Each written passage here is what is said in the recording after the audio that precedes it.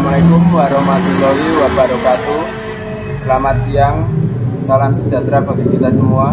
Sebelumnya perkenalkan, nama saya Muhammad Fahrul Reza, NPM 211050124 dari Rombel 3 Teknik Elektro angkatan 2021. Pada kesempatan kali ini, di sini saya akan mempresentasikan mengenai penggunaan software Publish of Paris, Mendeley, dan juga Postviewer. Oke, untuk langkah awalnya di sini mungkin saya akan membuka software Publish of Paris dahulu yang sebelumnya telah saya persiapkan. Untuk tampilan dari software Publish of Paris-nya kurang lebih semacam ini.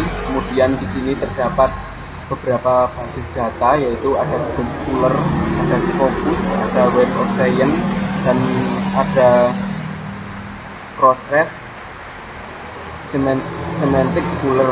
Kemudian di sini untuk basis datanya juga ditandai dengan tanda bintang, yang mana tanda bintang 1 itu menandakan free data source atau bebas tidak berbayar, sedangkan untuk tanda bintang 2 ini merupakan kita harus registrasi dahulu. Pada kesempatan kali ini di sini saya akan mempresentasikan bagaimana cara penggunaan Publish of Paris, kemudian software Mendeley dan juga Postviewer. Sebelum ke software Mendeley dan Postviewer, terlebih dahulu kita melakukan searching data dari jurnal yang akan kita gunakan menggunakan software Publish of Paris. Di sini saya akan menggunakan dua basis data, yaitu yang pertama adalah Google Scholar, kemudian nanti saya juga akan menggunakan Scopus. Untuk langkah awalnya yaitu kita klik Google Scholar. Kemudian untuk tampilannya kurang lebih seperti ini. Di sini ada author atau penelitinya, kemudian di sini ada publication name, kemudian title work, kemudian ada juga keyword. Di sini saya akan membatasi untuk pencariannya. Mungkin di sini saya akan batasi sampai 500 saja. Kemudian di sini juga ada filter tahun. Di sini saya akan batasi dari tahun 2018 hingga tahun 2023. Kemudian untuk riset yang akan saya laksanakan nanti, saya akan berfokus ke motor induksi, sehingga di sini saya akan menggunakan searching basis keyword saja. Kita searching dengan kata kunci motor induksi.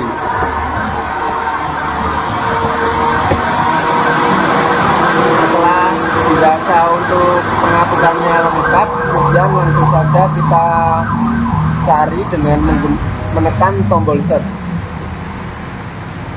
Oke, untuk proses searchingnya mungkin berjalan agak lama karena untuk data yang ditampilkan sudah berjumlah 500 dan itu bukan data yang sedikit.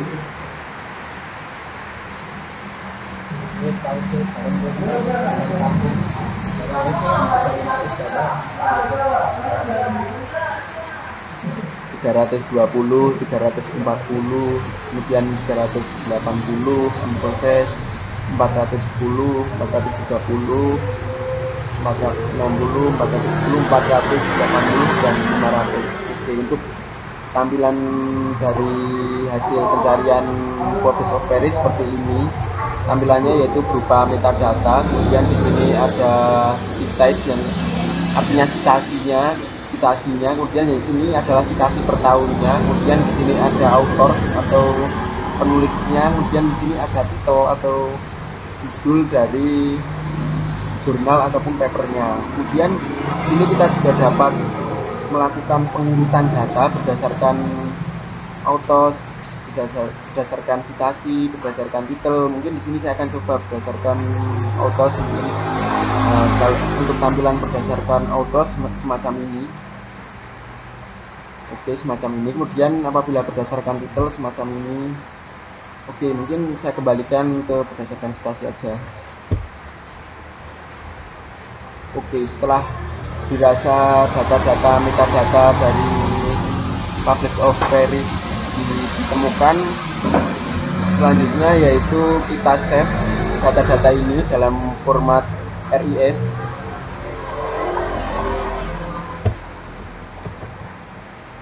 Untuk langkahnya yaitu kita tekan opsi save resource, kemudian kita pilih yang resource as RIS.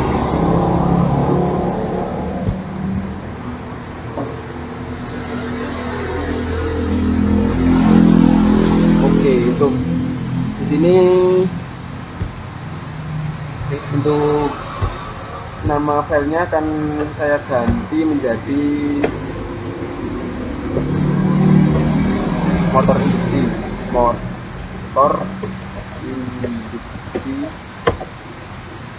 spooler berada. Oke.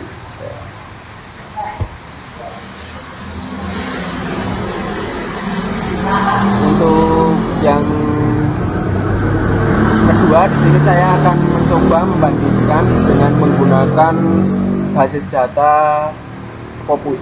Untuk langkahnya yaitu kita klik new. Oke, kemudian Scopus search.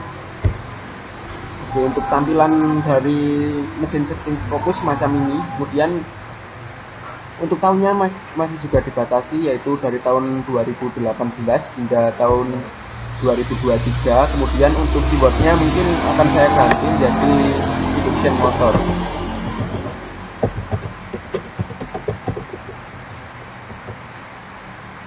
Kemudian kita klik search.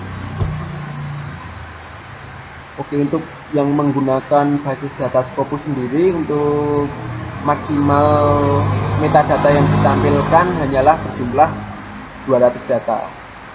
Oke, untuk tampilannya semacam ini, masih sama seperti yang tadi. Nah, ini oke. Untuk selanjutnya akan saya simpan dalam format RIS.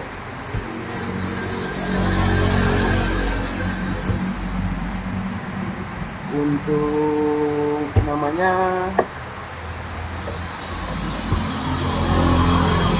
akan saya ganti menjadi induction motor Scopus.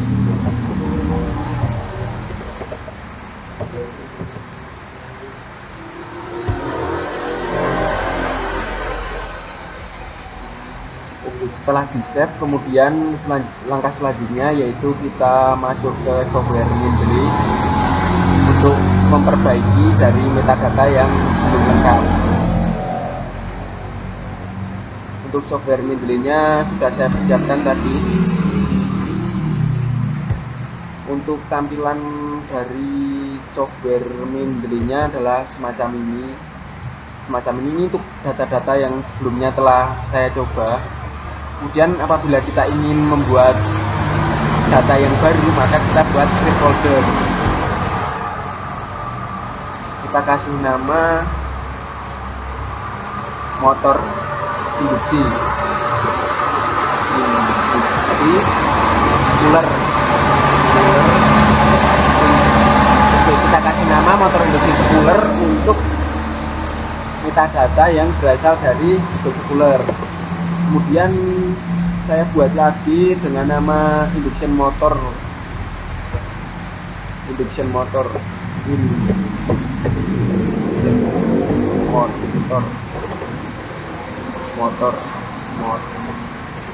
Scopus. Untuk yang berasal dari basis data Scopus, saya kasih nama dengan nama induction motor Scopus. Oke. Kemudian langkah untuk melakukan perbaikan metadata yang sebelumnya kita unduh dari Publish of Paris, yaitu pertama adalah klik bagian folder yang sebelumnya telah kita buat, yaitu foldernya ini, motor induksi spooler. Kemudian kita klik kanan, add file.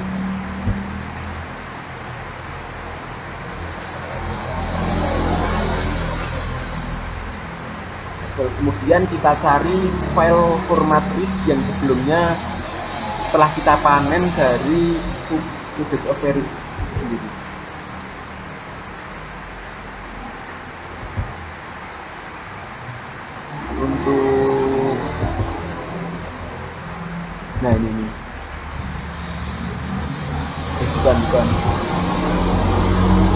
tadi saya simpan di Publish Operis. Nah,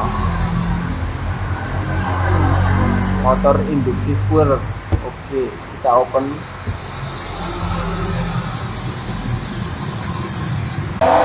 Sebelumnya mohon maaf karena tadi terjadi sedikit gangguan, maka saya ulangi.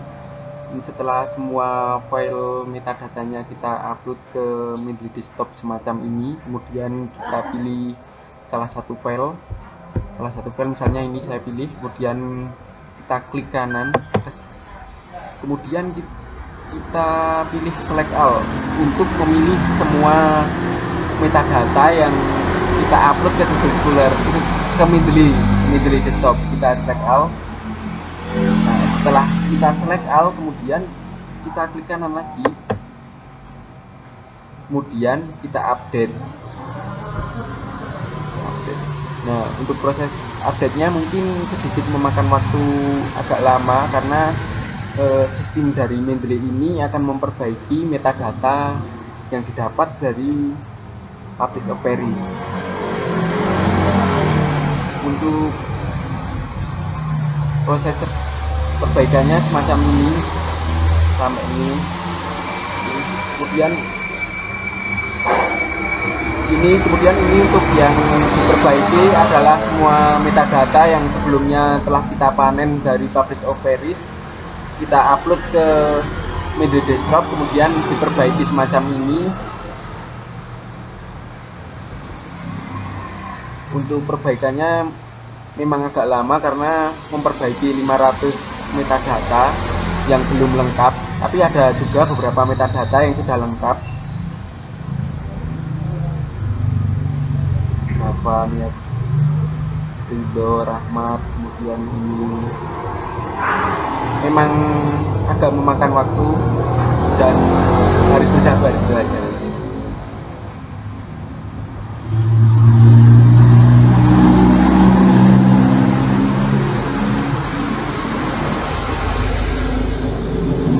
Oke, untuk tujuan dari perbaikan metadata ini yaitu pada dasarnya adalah memperbaiki dari metadata yang belum lengkap, kemudian kita perbaiki agar nanti pada saat visualisasi pada host viewer nanti akan lebih akurat gitu. Setelah metadata dari Mendeley Desktop kita perbaiki, kemudian kita klik kanan tombol kursor di kanan, kemudian kita ekspor. Oke, untuk tipe penyimpanannya kita rubah ke ekstensi RIS, kemudian untuk nama filenya akan saya rubah menjadi motor induksi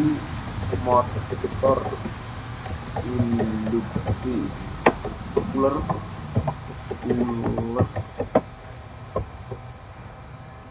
Mendeley. Save. Setelah dirasa sudah di save, kemudian di sini saya juga akan memperbaiki metadata yang sebelumnya dipanen dari database Scopus. Tadi saya simpan di file motor induksi motor Scopus, kemudian belum disimpan, kemudian di sini kita klik kanan untuk menambahkan metadata yang akan kita perbaiki. Add file, kemudian untuk tadi metadata yang belum diperbaiki kita beri nama induksi motor Scopus, kemudian kita klik OK, kemudian kita open.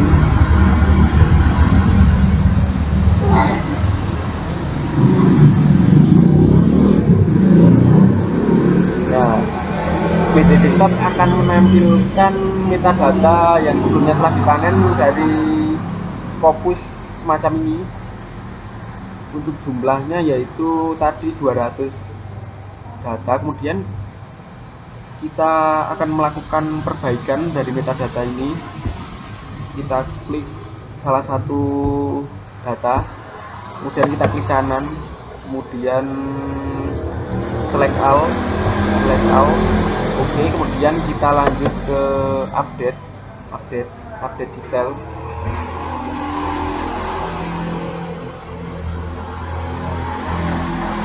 Oke, di sini sistem dari Mendeley Desktop sedang melakukan perbaikan dari metadata yang sebelumnya telah kita panen terus kita upload ke sistem Mendeley. Untuk prosesnya ini cukup memakan waktu lama.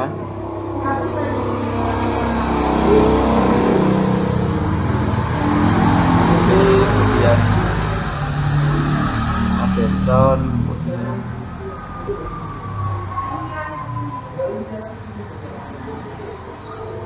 Ini masih proses, kita tunggu aja sampai finish itu.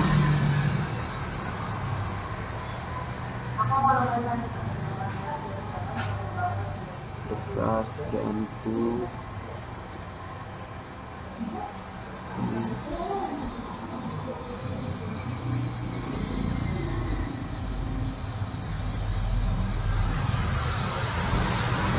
Masih berjalan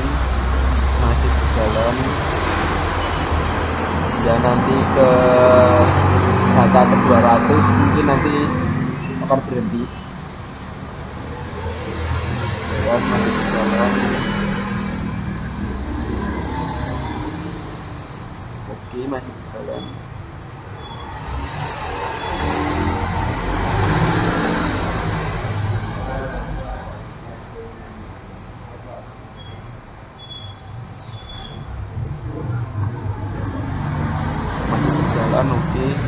Oke, di sini saya akan membahas sedikit perbedaan dari database Google Scholar dan juga Scopus. Mungkin agak sedikit berbeda untuk database-nya, juga untuk rankingnya tadi. Untuk Google Scholar sendiri itu mendapatkan 1 bintang, di mana kita dapat mengaksesnya secara gratis, sedangkan dari Scopus sendiri mendapatkan 2 bintang yang berarti kita harus registrasi dahulu, yang berarti juga untuk basis datanya lebih lengkap dan juga bukannya lebih lengkap tapi lebih terpercaya, lebih terpercaya untuk basis data Scopus. Setelah metadata yang sebelumnya perbaikannya telah selesai, kemudian kita ekspor. Oke, klik kanan, kemudian kita ekspor.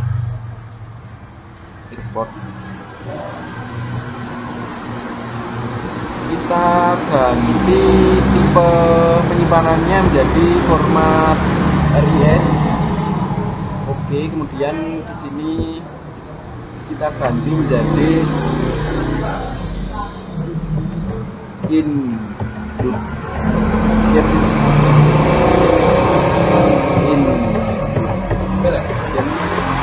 motor fokus.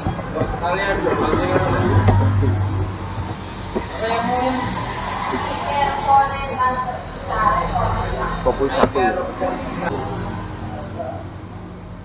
Oke, untuk langkah selanjutnya yaitu setelah kita download metadata dari Publish of Paris, kemudian kita perbaiki menggunakan Mendeley Desktop. Selanjutnya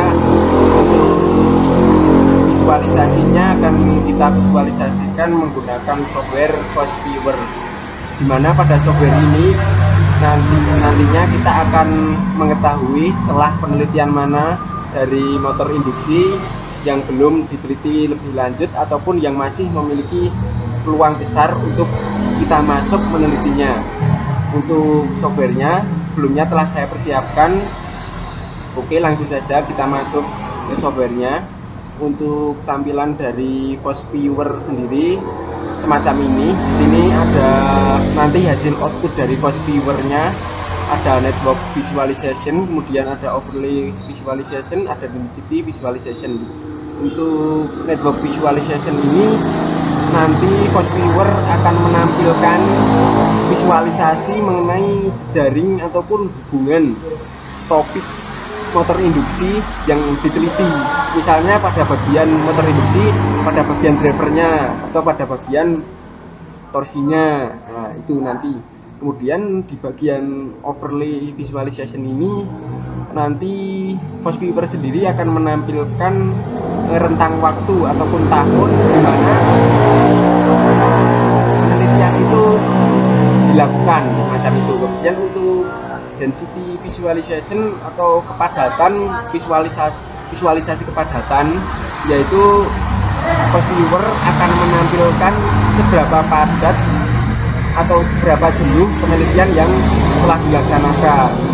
Oke, untuk langkah awalnya membuat project baru, kita tekan create di sini. Untuk yang pertama ini saya akan memvisualisasikan metadata yang bersumber dari Scopus. Untuk di sini untuk tipe datanya ada tiga opsi. Yang pertama ada grid map based network data, kemudian ada grid map based bibliographic data, sama grid of map based of data. Karena tadi kita bersumber dari file referensi manager Mendeley desktop dan tersimpan dalam format RIS, maka kita pilih yang grid map based of bibliographic data. Kemudian kita next. Oke, kemudian selanjutnya di sini ada pilihan sumber datanya. Kita pilih yang opsi kedua, yaitu read data from reference manager file, di mana Force Viewer akan membaca data dari Mendeley desktop. Oke, kita klik next. Kita cari filenya dengan menekan titik 3 yang ada di sini. Kita tekan. Oke, kemudian kita cari di mana file berekstensi RIS yang sebelumnya telah kita buat disimpan. Tadi saya simpan di dokumen, kemudian Publish of Paris.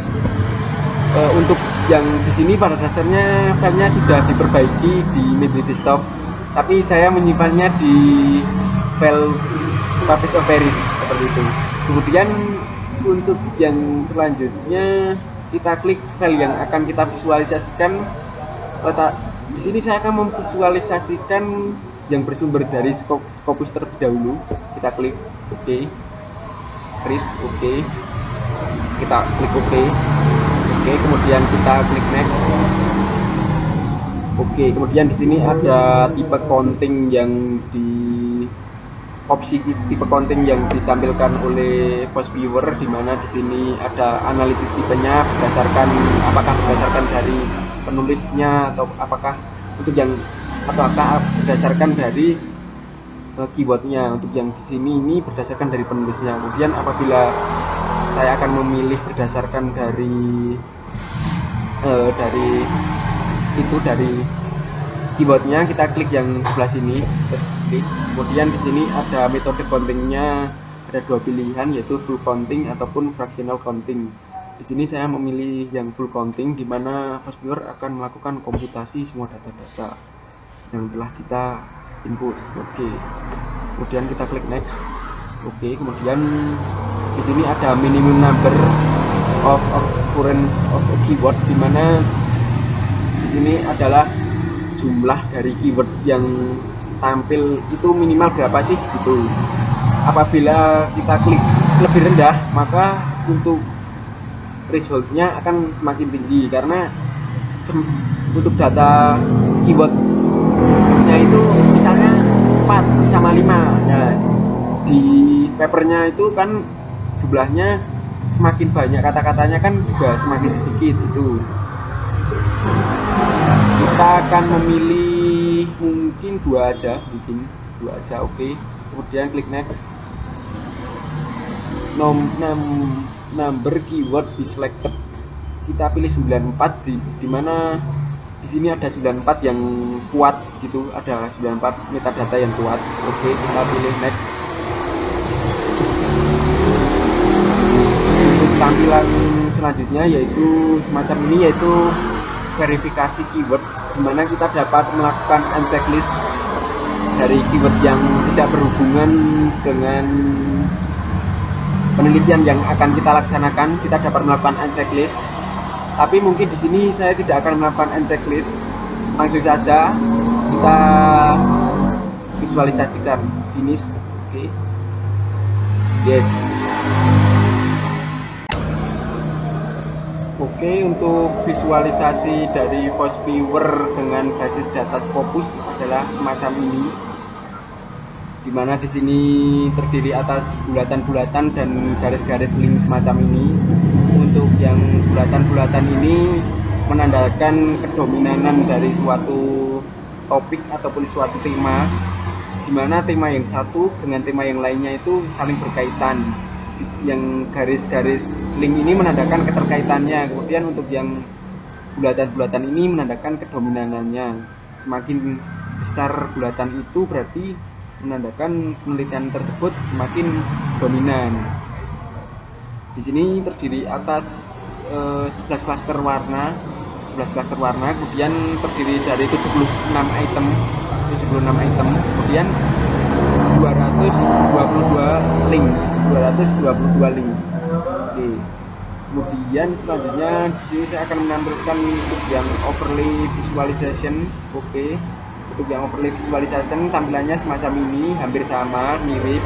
Kemudian di sini terdiri dari 11 klaster warna yang dibedakan 11 klaster. Kemudian di sini ada juga warna-warna ini membedakan tahun penelitiannya. Untuk warna yang semakin tua, warna yang berwarna biru hampir-hampir keunguan ini berarti menandakan bahwasannya penelitian tersebut dilaksanakan pada tahun 2018. Kemudian untuk semakin terang ini berarti menandakan bahwasanya penelitian tersebut semakin baru ataupun masih hangat-hangatnya. Oke. Kemudian kita lanjut ke density visualization. Kita klik density visualization. Oke, tampilannya semacam ini, semacam blok warna ini. Untuk yang warna kuning muda ini berarti menandakan bahwasanya penelitian tersebut sudah padat ataupun sudah banyak yang meneliti. Oke. Untuk selanjutnya kita next ke yang berbasis data dari Google Scholar. Untuk langkah-langkahnya masih sama, kita next. Untuk yang select file atau bilang filenya kita ganti ke yang motor induksi Scholar Mendeley. Oke, dan kita next. Untuk tipe analisisnya kita masih menggunakan tipe yang sama, yaitu berdasarkan keyword. Kemudian untuk metode countingnya juga sama, full counting. Kita next. Untuk keyboardnya kita pilih ke angka 2 aja, mungkin ke angka 2 aja. Terus selanjutnya kita next.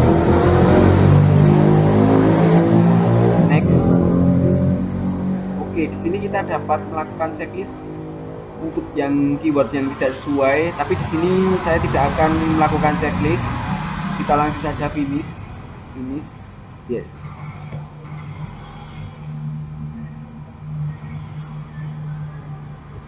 Nah, untuk tampilan dari basis data Google Scholar semacam ini.